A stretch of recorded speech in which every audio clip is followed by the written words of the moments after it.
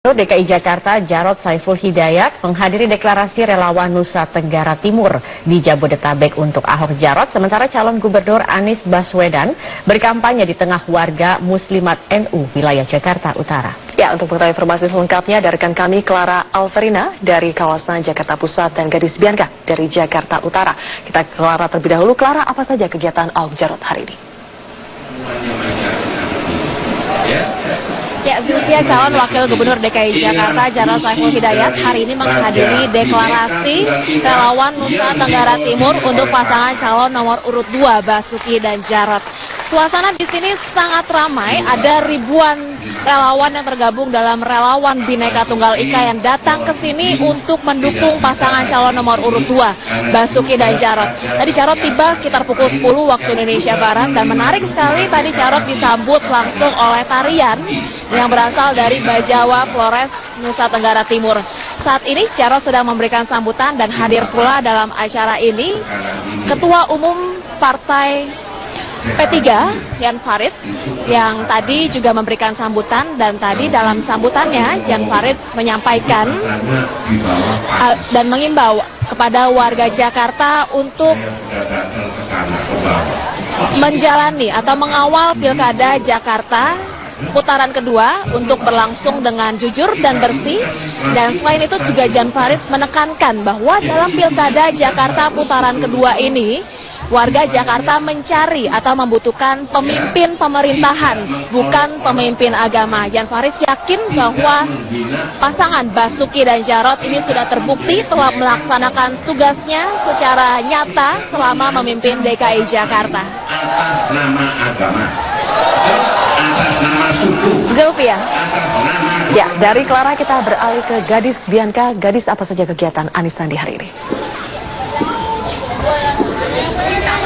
Ya, Zilvia, baru saja sekitar pukul 11 tadi Anies Baswedan selesai memenuhi undangan dari warga Muslimat NU wilayah Kota Madia Jakarta Utara, dan tadi bertempatan di salah satu rumah warga di Kelurahan Kebon Bawang, Kecamatan Tanjung Priuk, Jakarta Utara.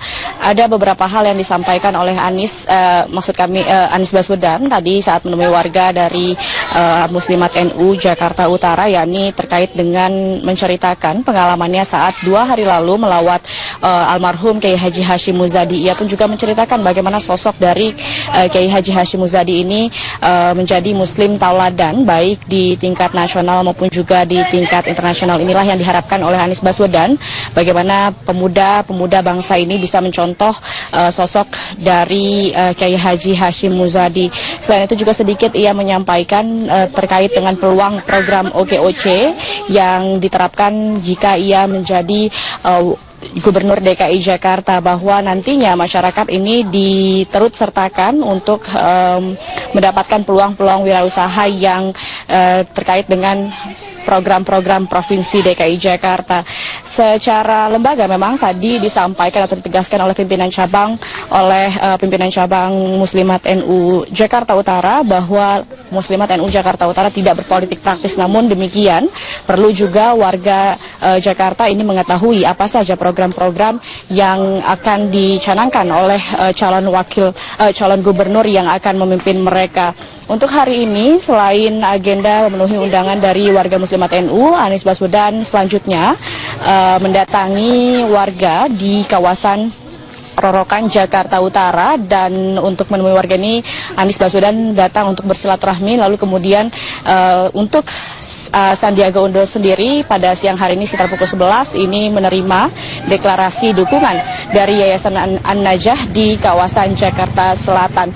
Keduanya pada sore hari nanti sekitar pukul 14.30 waktu Indonesia Barat akan sama-sama menghadiri deklarasi dukungan dari DPW Partai Amanat Nasional yang bertempatan di Gelanggang Olahraga Jakarta Utara. Untuk sementara demikian, Zilvia, kembali ke Anda. Gadis Bianca, sebelumnya Clara Alverina. Terima kasih. Kita ke LRT Kota Bandung diklaim lebih murah 30% dari LRT umumnya dan lebih cepat rampung pembangunannya karena menggunakan teknologi karya anak bangsa, yakni Metro Kapsul. Lalu seperti apa desain besar dan juga target dari pembangunan LRT di Paris Van Java? Kita terhubung bersama dengan Wali Kota Bandung, Ridwan Kamil. Selamat pagi, selamat siang Kang Emil. Selamat siang para pemirsa Metro TV dimanapun Anda berada. Baik, Kang Emil, sudah seberapa besar progres untuk dapat segera memulai peletakan batu pertama di tahun 2017? Ya, alhamdulillah mimpi panjang, mimpi yang susah ini mempunyai transportasi massal berbasis rel yang kita sebutkan LRT ini sudah dekat. Ada dua investor, yang pertama jalur tengah itu dari PT PP dan jalur satu dari Sabuga di utara menghubungkan ke Lewi Panjang di selatan. Ini sudah siap dengan menggunakan LRT bikinan anak bangsa, bikinan Indonesia, namanya Metro Kapsul.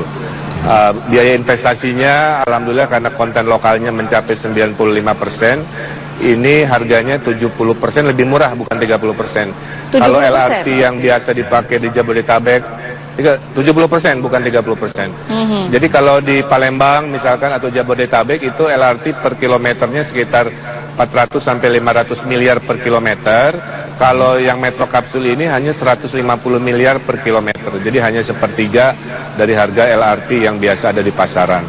Oke, mengapa harganya bisa begitu murah, Kang Emil? Dekat.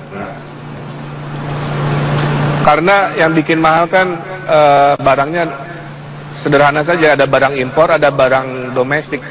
Pastilah murah barang domestik kan, karena harga komponennya, kemudian buruh yang mengerjakannya kan semua lokal. Nah, inilah yang membanggakan dan saya sudah lapor Presiden.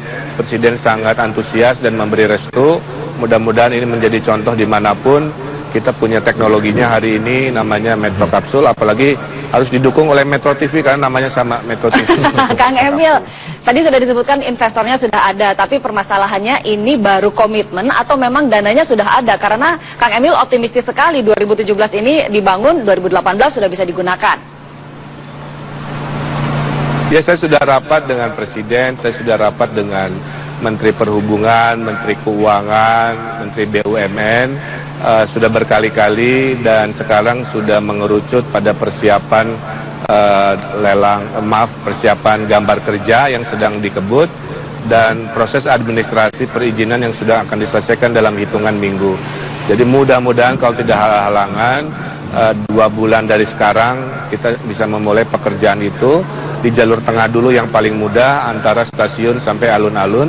Nanti dilanjut setelah 6 bulan jalur dari alun-alun ke Tegalega, dilanjut dengan yang Singapura yang sudah diarahkan menggunakan teknologi sesama sepanjang 11 km.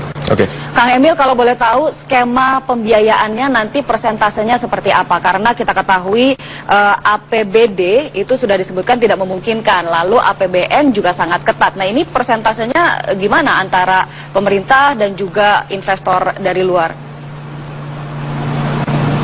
Nah, dulu waktu pakai teknologi LRT yang impor itu, memang investor kesulitan mendapatkan break-even point dari sisi ekonomi, sehingga membebani tiket LRT ini sangat mahal.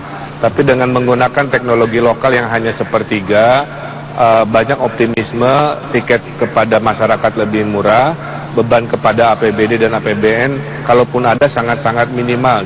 Boleh dibayangkan 70% yang tadinya membebani, tiba-tiba sekarang hilang dan membuat proyek ini bisa lebih visible sehingga beban dari kami tidak terlalu besar, paling penyertaan modal dalam bentuk lahan-lahan stasiun atau properti untuk menjadikan transit oriented development atau pembangunan properti di lahan transportasi stasiun. Oke, Kang Emil, dengan biaya yang begitu ditekan, begitu besar, hanya sepertiga dari total biaya yang ada di Jakarta, lalu berapa kira-kira tarif yang akan dikenakan kepada para penumpang? Mohon maaf, tolong diulangi. Ya, Kang Emil, dengan biaya produksi maupun juga pembuatan yang lebih rendah dari yang ditargetkan seperti yang di Jakarta, lalu berapa kira-kira tarif yang akan dikenakan kepada penumpang? Oh ya. Nah, kalau dulu dengan LRT yang 500 miliar per kilometer, jika tanpa subsidi itu tiket bisa puluhan ribu ya. Nah, sekarang dengan hanya sepertiga investasi, tiket kemungkinan hanya di 7.000 sampai 12.000 atau maksimal 15.000 rupiah per trip ya. Saya kira itu masih memungkinkan karena biaya-biaya transportasi di Kota Bandung kurang lebih sekali jalan dari angka 5.000 sampai 15.000 dengan berbagai moda transportasi yang berbasis mobil. Baik Kang Emil, kami harap tetap bersama kami harus jeda dulu sejenak dan akan dilanjutkan di segmen berikutnya. Pemirsa Metro Siang akan kembali. Ridwan Kamil, Kang Emil, Anda katakan bahwa ada 2 koridor. Yang pertama adalah dari stasiun Bandung ke Alun-Alun dan koridor 2 dari Sabuga ke Lewi Panjang. Lalu bagaimana dengan pembagian dari operasional perusahaan-perusahaan yang akan mengoperasikan koridor-koridor ini? Ya, karena ada 2 investor. Untuk koridor tengah tetap oleh investor dari PT PP, BUMN Indonesia. Yang koridor 1 dari Sabuga ke Lewi Panjang itu dilakukan oleh investor Singapura dengan teknologi yang diharapkan sama, yaitu metrokapsul. Nah, dengan kolaborasi ini saya harapkan pembangunan lebih cepat, ada joint venture antara perusahaan lokal dan perusahaan internasional. Skema keuangan dari Singapura sudah sangat kuat, bertemu dengan teknologi lokal yang lebih murah, sehingga tiket menjadi murah, hanya 7.000 sampai dengan 15.000. Oke. Kang, berapa kilometer yang pertama akan dibangun dalam waktu dekat? Dalam waktu dekat yang hitungan 2 bulan itu 3 kilometer pertama untuk mengetes prototip dulu, yaitu dari jalur stasiun kota ke alun-alun. Jadi warga Jakarta nanti kalau mau ke alun-alun cukup naik kereta, lanjut LRT ke alun-alun, nggak usah naik mobil lagi. Iya Kang, tadi juga kami sudah menyampaikan bahwa warga Bandung sendiri sudah menanti-nanti ini hadirnya LRT. Nah, groundbreakingnya sendiri direncanakan kapan Kang? Ya, kalau sekarang bulan Maret, mudah-mudahan paling telat akhir Mei atau awal Juni kita sudah mulai, karena itu arahan dari Pak Presiden ya. Jadi kita sedang mengamankan urusan administrasi, kertas-kertas kerja yang perizinan itu yang menjadi hutang dari Pemkot Bandung akan kita bereskan dalam hitungan minggu. Termasuk perpresnya juga Kang belum keluar kan? Ya, perpres ini sudah final, kemarin rapat dengan Presiden, dan mudah-mudahan dalam waktu dekat sekitar 4-6 minggu multitasking dengan proses perizinan ini bisa melengkapi apa yang sudah kita siapkan. Oke, Kang, bagaimana dengan transportasi? Semuanya sudah siap. Oke, Kang, bagaimana dengan transportasi LRT yang kemudian diintegrasikan dengan rencana kereta cepat Jakarta-Bandung? Nah, ini salah satu poin yang saya sampaikan ke Bapak Presiden. Kalau kereta api cepat ini dari Jakarta ke Bandung selesai, kan harus disambung dengan sebuah sistem transportasi dari stasiun kereta api cepat ke kota Bandungnya. Nah, harapannya dengan percontohan 3 km ini, akhirnya bisa menggunakan metro kapsul untuk menghubungkan kereta cepat menuju ke pusat kota Bandung. Kang, singkat Kang, sebagai kalau misalnya saya jadi warga Bandung, saya pasti akan bertanya, pembangunan LRT ini nanti akan menggusur permukiman nggak? Kita menggunakan jalur jalan, Mbak. Jadi jalur jalan yang ada, sehingga tiang-tiangnya ada di tengah jalan seadanya. Jadi insya Allah tidak ada masuk ke wilayah-wilayah yang menggusur-gusur seperti yang dikhawatirkan oleh warga. Oke, tentunya juga ada kemacetan-kemacetan pada saat pembangunan, apalagi Anda katakan ini di atas jalan. Lalu bagaimana antisipasi dari Kota Bandung yang semakin macet? Pasti ada. Betul, tapi untuk hidup sehat kadang-kadang kita harus makan obat pahit. Nanti kita kurangi rasa sakitnya, rasa pahitnya dengan merekayasa lalu lintas, mengatur. Insya Allah, ini kan demi kebaikan kita semua. Oke, baik, terima kasih. Baik, Kang Emil, sukses dengan proyeknya. Terima kasih sudah bersama dengan Metro Siang pada hari ini. Terima kasih, sama-sama. Salam hormat untuk pemirsa Metro TV. Terima kasih. Ya, pemirsa kami